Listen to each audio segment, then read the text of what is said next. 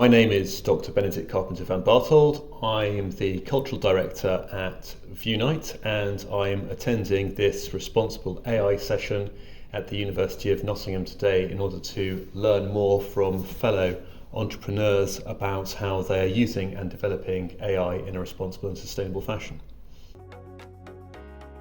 Vieunite is a unique ecology of a beautiful piece of hardware, a screen that creates a feeling of presence and connection with art and other forms of culture. There's the hardware, the library of content, and our curation team who source world-class material and bring that to consumers and businesses worldwide.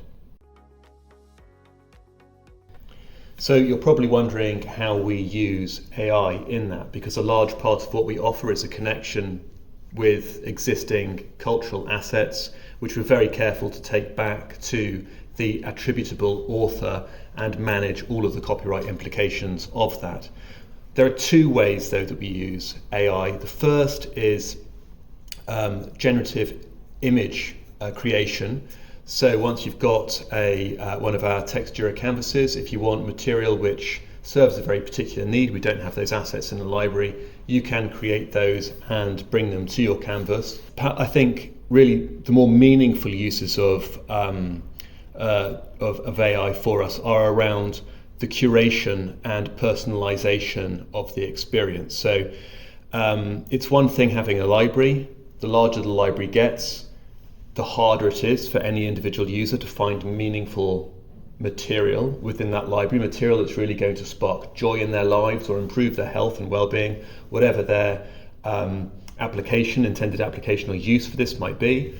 And so we've developed a number of AI tools that will help to personalize that might be based along simple kind of recommendation algorithms, but perhaps I think more significantly is the work that we've done at the company to create a biophilic curator that is able to assess the existing library for the likelihood that an individual asset is going to promote a sense of health and well-being through a connection with nature.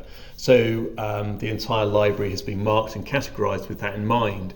And so if you are thinking about enlivening perhaps a relatively drab or even windowless office space, through our technology you can improve the productivity and well-being, quality of life of the people that work in that space by finding the right assets.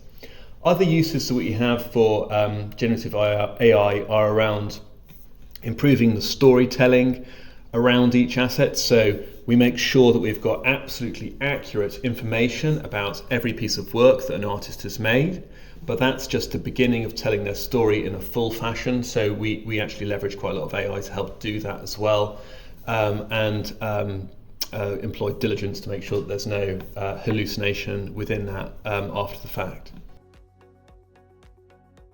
In the specific domain of art and culture, I think that generative AI poses a number of very significant challenges.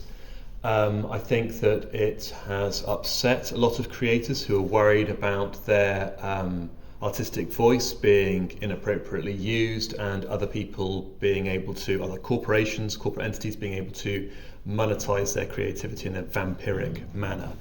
And we can already see the disruption that that's had in, for instance, image licensing and the impact that that's made particularly on how photographs are licensed. I'm thinking of sites like Shutterstock and so forth, where now you're kind of funneled down as the first solution to your image needs, kind of generative AI workflow.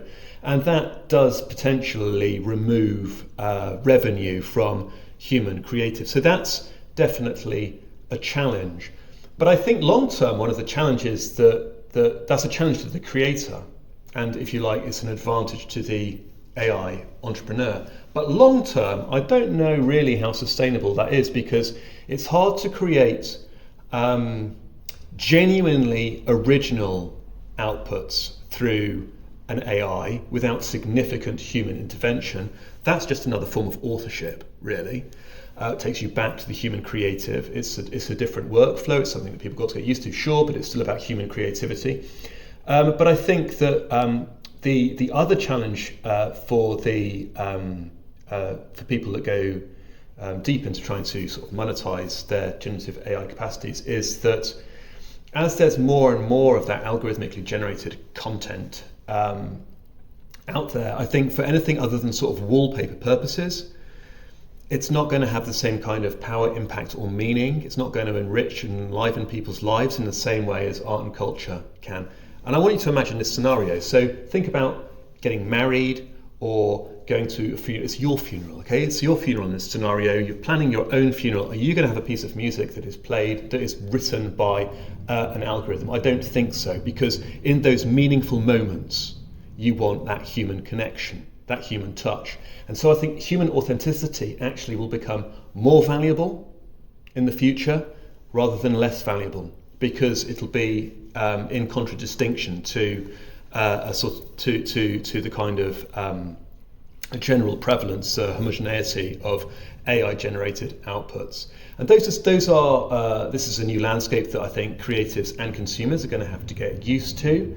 I think the challenge for creatives is how they can use AI to improve their own productivity, how they can work with generative AI to ensure that their work is visible and discoverable, and also to make sure that they can tell their story in a really compelling way and not be dissociated from their creative assets. And there's lots more I could talk about in this field, but that's probably enough. The process of being involved in the RAISE AI project has been great. It's been amazing to talk to academic researchers as well as entrepreneurs in this field and to have a conversation that goes from principles to action in a really seamless and impactful manner.